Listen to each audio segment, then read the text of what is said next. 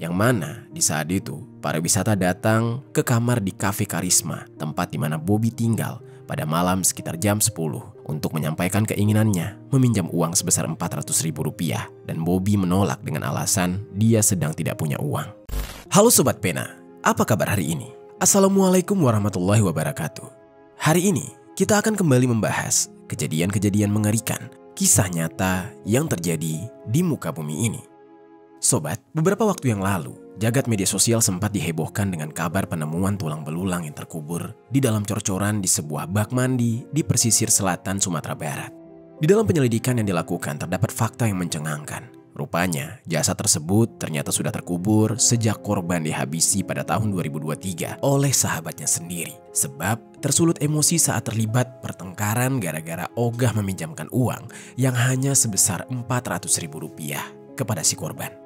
Yang mana setelah dihabisi, jasad korban langsung dipisah-pisahkan sebelum akhirnya dicor. Tak hanya itu, yang lebih mengerikan lagi dan benar-benar bikin tidak habis pikir, sisa potongannya sempat digoreng oleh pelaku kemudian dimakan. Benar-benar sadis. Bagaimana cerita selengkapnya tentang kasus yang satu ini? Langsung saja kita bahas di Kata Pena.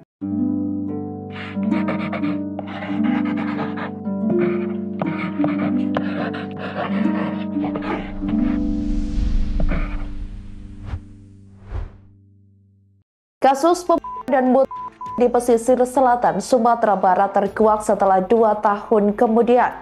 Pelaku bernama Bobby yang nekat menghabisi korban bernama Pariwisata berusia 32 tahun yang merupakan teman dekatnya. Sebelum kita mulai ke ceritanya, jangan lupa untuk subscribe channel ini dan bagikan video ini ke teman-teman kalian. Cerita ini dibuat berdasarkan berita yang sudah beredar dan diterbitkan oleh beberapa media publik yang aku sajikan dan aku rangkum dalam bentuk alur cerita. Kita mulai ceritanya. Seorang pria kelahiran Pasar Surati 7 Januari 1993 bernama Pariwisata. Ya, namanya cukup unik. Dia ini hidup bersama keluarganya di Aur Duri Suranti, Kecamatan Sutra, Kabupaten Pesisir Selatan, Sumatera Barat. Pria berusia 32 tahun tersebut diketahui berstatus sebagai seorang duda setelah pernikahannya kandas dan dia bercerai dengan istrinya. Diketahui, Pariwisata ini hidup di dalam kondisi yang serba kekurangan. Dia bahkan tidak memiliki sumber penghasilan tetap, yang mana mungkin saja masalah ekonomi menjadi salah satu faktor perceraiannya. Situasi tersebut pun membuat dia semakin terpuruk. Pariwisata jadi hanya bergantung pada bantuan orang-orang terdekat atau sekedar bertahan dengan apa yang ada. Kendati demikian, seiring berjalannya waktu, Pariwisata sadar bahwa dia tidak bisa selamanya bergantung pada bantuan orang lain, apalagi di tengah biaya hidup yang semakin melambung tinggi. Sementara begitu banyak kebutuhan yang harus dia penuhi agar bisa memperoleh penghasilan yang lebih layak. Pariwisata pun berupaya mencari pekerjaan di wilayah sekitar tempat tinggalnya. Akan tetapi, sebesar apapun usahanya, keberuntungan seolah enggan berpihak. Dia tidak kunjung memperoleh pekerjaan yang sesuai atau yang dapat diandalkan untuk menopang hidupnya. Kegagalan demi kegagalan untuk mendapatkan pekerjaan yang sesuai di sekitar wilayah tempat tinggalnya pada akhirnya membuat Pariwisata berpikir untuk mencoba pergi merantau, mengadu nasib di kota lain, menjemput kemungkinan bahwa di tempat lain ada peluang. Setelah keputusannya untuk pergi merantau, pada Maret 2023, Pariwisata lalu pamit kepada keluarganya untuk pergi merantau, mencari pekerjaan di daerah lain. Sesudah berpamitan, Pariwisata melangkahkan kaki dari rumahnya dengan membawa serta secukupnya barang untuk perbekalan. Namun sobat, sebelum Pariwisata benar-benar pergi merantau, Pariwisata di saat itu memutuskan untuk menemui salah seorang temannya terlebih dahulu. Tujuannya adalah untuk meminjam sejumlah uang. Entah mungkin uang itu digunakan sebagai ongkos atau mungkin sekedar sebagai pegangan. Pariwisata di saat itu menemui temannya yang bernama Bobby, seorang pria kelahiran Pasar Suranti, Sumatera Barat. Usianya di saat itu 34 tahun. Tidak banyak yang dijelaskan mengenai latar belakang kehidupan dari Bobby ini. Namun diketahui Bobby merupakan warga kampung Teluk Bakung, Kenagarian Gurun Panjang Utara, Kecamatan Bayang, Kabupaten Pesisir Selatan, Sumatera Barat. Sehari-harinya dia bekerja di Cafe Karisma, sebuah kafe yang berada di Bukit Ransam, Kampung Sungai Nipah. Selama bekerja, Bobby tinggal di sebuah kamar yang berada di kafe tempat kerjanya. Ya mungkin semacam mes untuk pekerja. Tidak diceritakan juga bagaimana Bobby dan Pariwisata bisa kenal. Namun yang jelas mereka berdua sudah lama saling kenal dan kerap bertemu untuk menghabiskan waktu. Lalu ketika Pariwisata perlahan mulai menggantungkan rasa percayanya kepada Bobby, termasuk dalam situasi yang di saat itu dia tengah butuh uang. Dia mengingat Bobby juga sudah bekerja, yang mana di dalam pikirannya mungkin saja temannya tersebut pasti mau untuk dipinjamkan uang. Akan tetapi, ternyata harapannya seolah pupus setelah dipatahkan oleh keputusan Bobby, yang mana di saat itu para wisata datang ke kamar di Cafe Karisma, tempat di mana Bobby tinggal pada malam sekitar jam 10 untuk menyampaikan keinginannya meminjam uang sebesar Rp400.000, dan Bobby menolak dengan alasan dia sedang tidak punya uang. Penolakan Bobby ternyata justru ditanggapi dengan geram oleh para wisata. Meski apapun keputusan Bobby, sebenarnya itu adalah hak dari Bobby sendiri. Namun para wisata seolah tidak tahu diri. Dia malah sakit hati. Para wisata menilai jika temannya tersebut sangat tega karena tidak mau membantunya. Di sisi lain, sikap dan reaksi para wisata seolah-olah tidak terima karena Bobby tidak mau meminjamkan uang. Dan hal itu ternyata malah menyulut emosi Bobby. Bobby yang sangat jengkel dengan sikap pariwisata kemudian seketika meledak dan meluapkan seluruh emosinya. Sementara itu, para wisata yang menerima luapan emosi dari Bobby justru semakin naik pitam, hingga pada akhirnya mereka berdua terlibat pertengkaran. Dan tidak ada yang mau mengalah. Hingga di tengah pertengkaran yang tidak kunjung reda, emosi Bobby pun memuncak. Kata-kata kasar yang saling melontarkan seolah sudah tidak mampu lagi mewakili amarah yang membara di dalam diri Bobby yang sudah dikuasai oleh emosi dan kehilangan kendali atas dirinya. Dia pun mulai gelap mata, pandangannya menyapu sekitar ruangan hingga akhirnya tertuju pada sebuah balok kayu yang tergeletak tidak jauh darinya. Tanpa pikir panjang, Bobby meraih balok kayu tersebut. Tangannya menggenggam kuat, matanya menatap tajam dan tubuhnya seolah digerakkan oleh kemarahan yang membuncah. Dalam sekejap, Bobby yang benar-benar kalap mulai menghantamkan balok kayu itu ke tubuh para wisata dengan keras dan penuh tenaga. Akibat dari hantaman tersebut, para wisata terhuyung. Namun belum sempat menstabilkan diri, hantaman demi hantaman berikutnya terus menyusul. Peristiwa yang tidak terduga tersebut membuat para wisata tidak mampu melawan. Setiap pukulan yang mendarat di tubuhnya membuat dia limbung kesakitan. Dia tidak bisa membela diri. Dia hanya bisa menangkis seadanya dengan tangan gemetar. Namun Bobby terus menyerang tanpa ampun. Rasa sakit yang luar biasa menjalar di sekujur tubuhnya dengan tubuh yang penuh luka, terus mengalirkan banyak cairan merah. Para wisata hanya bisa menjerit pelan, memohon kepada Bobby untuk berhenti. Suaranya pun lirih, nyaris tidak terdengar karena nafasnya mulai sesak. Namun, permohonannya tidak digubris sebab Bobby sudah terlanjur dibutakan amarah. Dia terus menghantam, seakan tidak puas, seakan amarahnya belum juga tuntas. Tubuh para wisata pun akhirnya terkapar, tidak berdaya. Kulitnya robek di beberapa bagian, tulangnya kemungkinan retak, dan cairan merah mengucur deras dari luka-lukanya.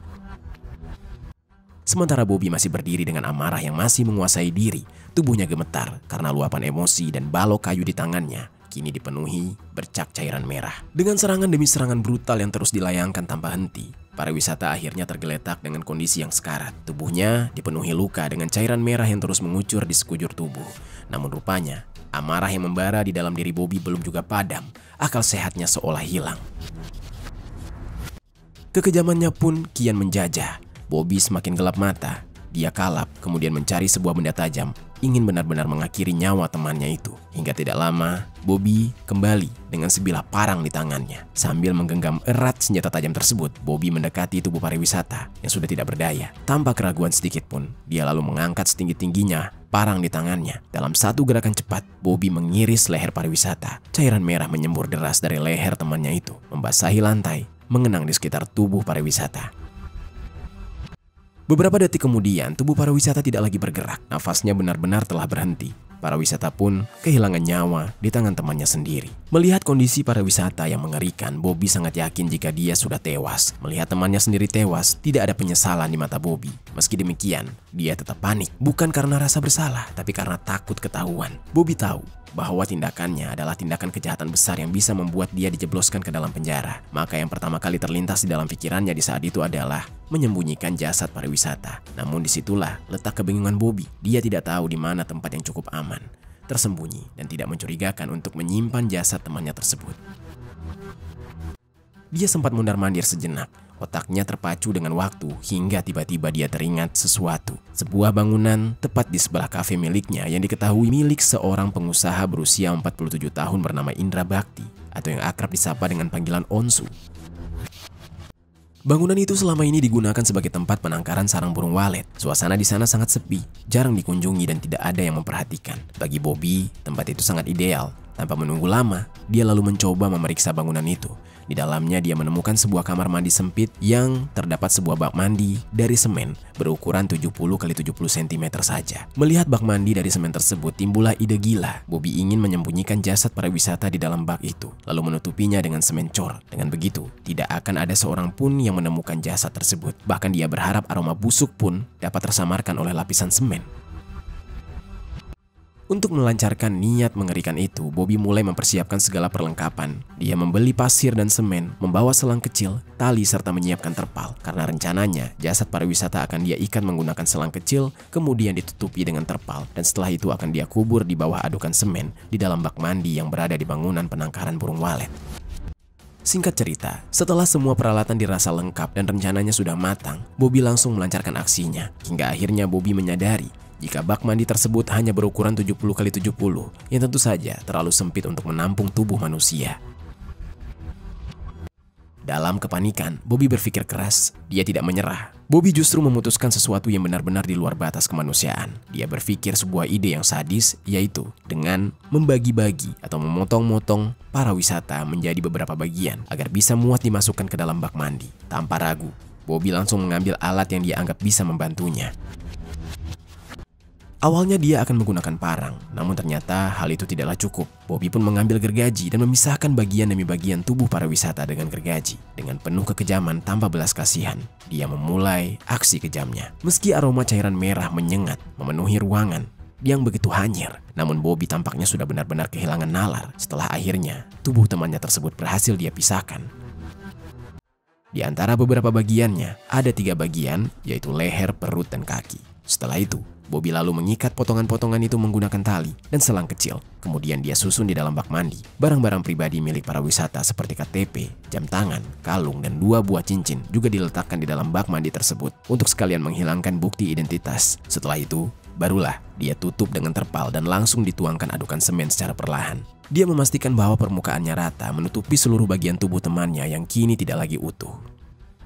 Namun sobat, di saat itu ternyata masih tersisa bagian kaki para wisata yang tidak ikut dicor.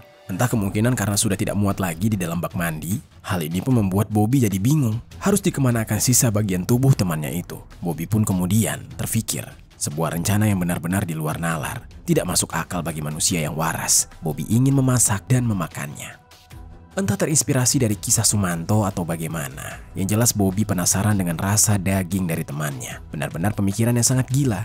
Untuk mewujudkan rencana gilanya itu, Bobby pun kembali ke kafe sambil membawa potongan kaki pariwisata. Potongan kaki tersebut kemudian dia iris kecil-kecil, lalu kemudian dia goreng. Setelah dia goreng, dia memakannya. Benar-benar edan.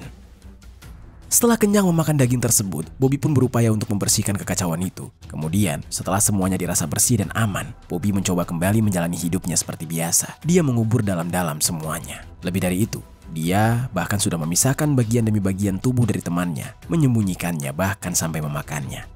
Hingga kemudian, waktu pun berlalu begitu cepat. Tahun demi tahun pun berganti. Tidak terasa, awal April 2025 pun tiba.